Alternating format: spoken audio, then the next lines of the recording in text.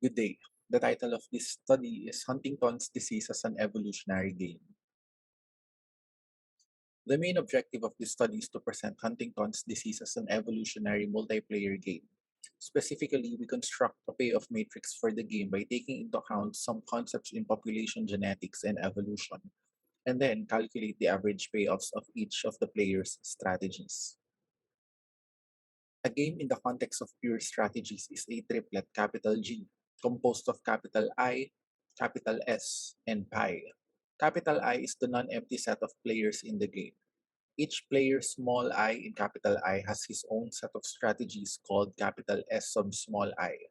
The set of all vectors small s sub 1 in capital S sub 1, small s sub 2 in capital S sub 2, up to small s sub n in capital S sub n forms capital S called the pure strategy space. Lastly, pi, which is called the combined pure strategy payoff function, maps each of the aforementioned vectors in capital S, say vector small s, to a real vector pi sub 1 of vector small s, pi sub 2 of vector small s, up to pi sub n of vector small s, where each of the pi sub small I is a payoff function of player small I. To help us understand these concepts better, we may visualize the game using payoff matrices. We choose a two-player game for simplicity, where each player has only two strategies. The first and second strategies of player 1 are labeled small s of 1, 1, and small s of 1, 2, respectively. The first and second strategies of player 2 are labeled small s of 2, 1, and small s of 2, 2, respectively. Matrix capital A is the payoff matrix of player 1. In particular, the first row and first column entry corresponds to payoff received by player 1 when he plays his strategy small s sub 1 1, while player 2 plays also his first strategy s sub 2 1. The explanation for the other entries and also for matrix capital B of player 2 is analogous. Now, in the context of mixed strategies, a game is a triplet capital G composed of capital I, theta, and small u. The difference between capital S and theta is that we are now looking at mixed strategy space of the game instead of pure strategy space. In the same way, whereas pi is the combined pure strategy payoff function, u is now the combined mixed strategy payoff function. Whereas a player may only play one strategy in the pure strategy context of games, in the mixed strategy context, he is able to play multiple strategies by assigning a probability distribution over his set of strategies. From this, a pure strategy may be thought of as a mixed strategy, where the player assigns a probability of 1 on that strategy and 0 on the rest of his strategies. These are some of the concepts that were presented when game theory was originally established for economics. As for the strategies played by players, the early models used by game theorists were based on rationality. A rational decision making in a game means that a player tries to maximize his own profit or payoff based on his beliefs on how players are going to play. It was only in the 1990s that the emphasis has shifted toward evolutionary models because of the limitations of the latter models. In evolutionary games, the players are the individuals, and their strategies are the characteristics they are born with. The probabilities assigned to their strategies are influenced by natural selection, which includes five elements: the multiplication of chances, variation, struggle for existence, heredity, and survival of the fittest. Individuals who receive higher payoffs from their strategies are said to be more successful than those who receive lower payoffs. We introduced the concept of a symmetric two-player game, a special case of games which provides the basic setting for much of evolutionary game theory. In this setup, there are two players and each of them has the same set of pure strategies. In particular, when player 1 plays the strategy S sub 1 and player 2 plays the strategy S sub 2, player 1 receives a payoff of pi sub 1, S sub 1, S sub 2, while player 2 receives the payoff of pi sub 2, S sub 1, S sub 2. By saying the payoffs are the same as when they exchange strategies played, we mean pi sub 2, S sub 2, S sub 1. is equal to pi sub 1 s sub 1 s sub 2. It turns out that we will consequently obtain equal entries for matrices capital A and B.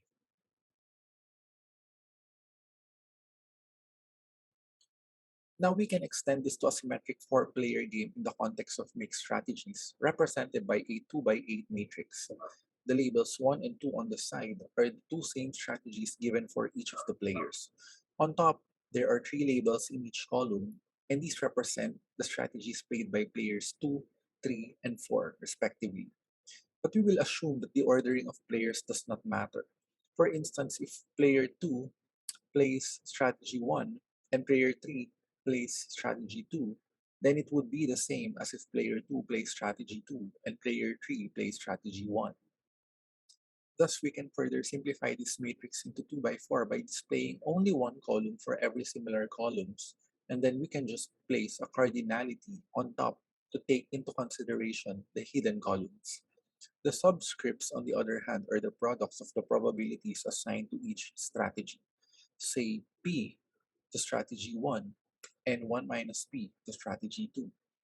The average payoffs of each strategy, U sub 1 and U sub 2, are calculated by multiplying the respective row entries by the superscripts and the subscripts on the corresponding column labels. Now we are done reviewing some concepts in game theory. We focus the remaining discussion on Huntington's disease and how it will be presented as an evolutionary game. Huntington's disease is a neurodegenerative disease that is inherited. Although it can occur in all racial groups, it is most common among people of Northern European origin. On average, the age of onset of its symptoms is around 40 years. Loss of balance and involuntary, irregular, and unpredictable muscle movements, also called chorea, aside from noticeable cognitive or personality changes, are usually the symptoms that appear early. Other symptoms that characterize this disease are progressive motor, cognitive, and psychiatric symptoms. It is an uncommon disease, but it can be devastating for those who are affected. Following onset, the disease's duration is roughly 10 to 15 years, although some have been known to survive for 30 years. Huntington's disease is in itself not fatal, although secondary complications such as heart failure or pneumonia usually leads to death of someone with the disease. There are no treatments as of current, but disease-modifying treatments are being tested on animal models. The only treatment available is for managing symptoms. Family members of someone diagnosed with the disease also face the prospect of carrying the disease. Unaffected parents' offspring has a 50% chance of inheriting this abnormality. Huntington's disease's risk does not skip and continues uninterrupted through generations, and male and female offspring are affected equally. This disease is a single gene disease with autosomal dominant inheritance. That is, the gene is located on a chromosome other than sex chromosome. Hence, it is not sex linked. Furthermore, the Huntington allele, say capital H, is the dominant trait.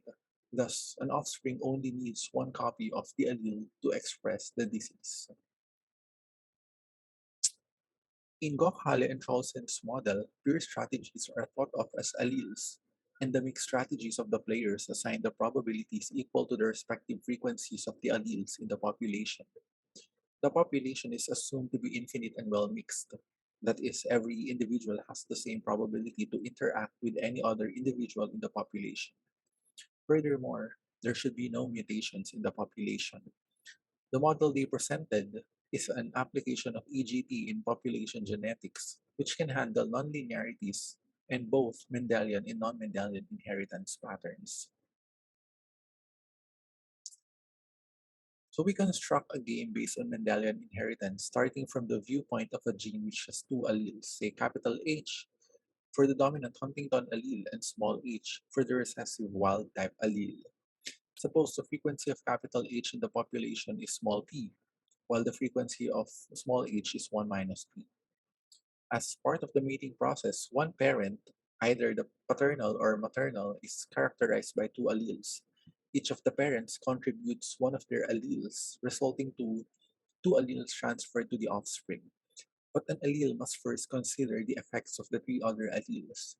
Thus, an allele capital H or small h may be interacting with three other alleles.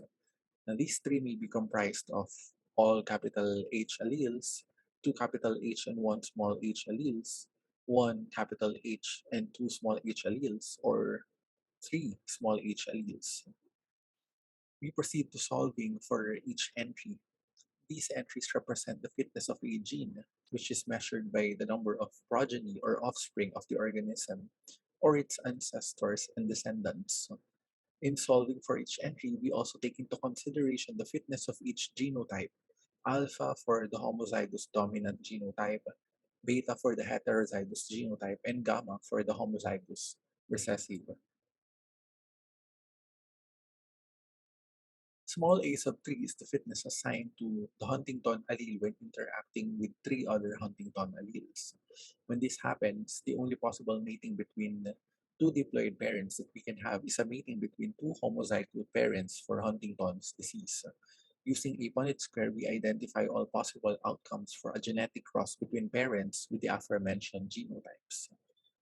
And to calculate small a sub 3, we first multiply the number of capital H alleles present in each genotype with the number of appearances of that genotype in the Punnett square. Then we multiply with the fitness of that genotype. Specifically, the only genotype that appeared in our Punnett square is homozygous dominant, which has two capital alleles, appeared four times in the Punnett square, and has a fitness of alpha. Thus, we have 2 times 4 times alpha equals 8 alpha. In cases where the heterozygous and homozygous recessive genotypes appear, we also get the products and take the sum.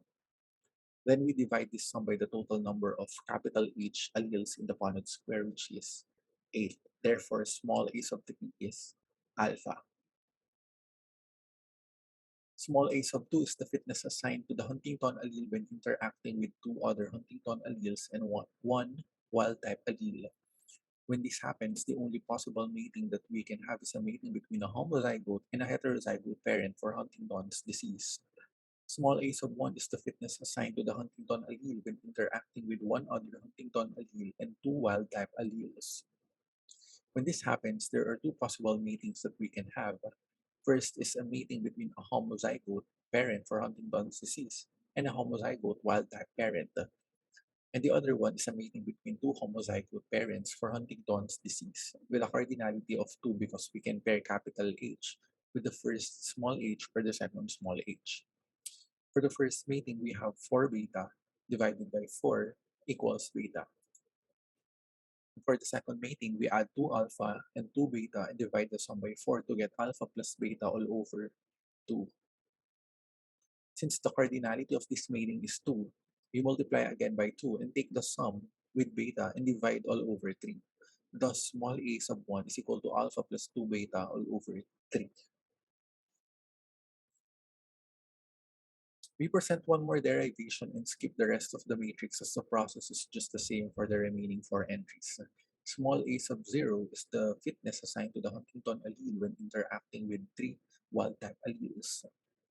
When this happens, the only possible mating that we can have is a mating between a heterozygote parent for Huntington's disease and a homozygote wild-type parent. Following the same procedure in calculating the other entries, we have 2 beta divided by 2 equals beta. The small a sub 0 is equal to beta. After completing the process for the remaining entries, this is the payoff matrix that we obtained. The average payoffs of each strategy or fitness of each allele type is computed as follows. Take each entry and multiply it with the corresponding superscripts and subscripts on the column label, and then add all the products together. Now for comparison, suppose we have a symmetric two-player game with strategies capital H prime and small h prime, and probability distribution of small p and 1 minus p to each strategy respectively. Let this game be represented by this payoff matrix. Computing the average payoffs of each strategy gives us the same values as those in our 4-player game for Huntington's disease. Therefore, we could have in hindsight just made use of this two-player game. Further analysis on these two-player games, such as solving for the Nash equilibria using replicator dynamics and proceeding with the evolutionary stable strategies and stability analysis, will give the same results for the four-player game for Huntington's disease. So to wrap things up, we reviewed some concepts in game theory and discussed what Huntington's disease is. We used Gokhale and Charleson's model to present Huntington's disease as an evolutionary game. Upon solving the average payoffs of each strategy, we found out that we can simplify our original four-player game into a two-player game. This ends the presentation. Thank you.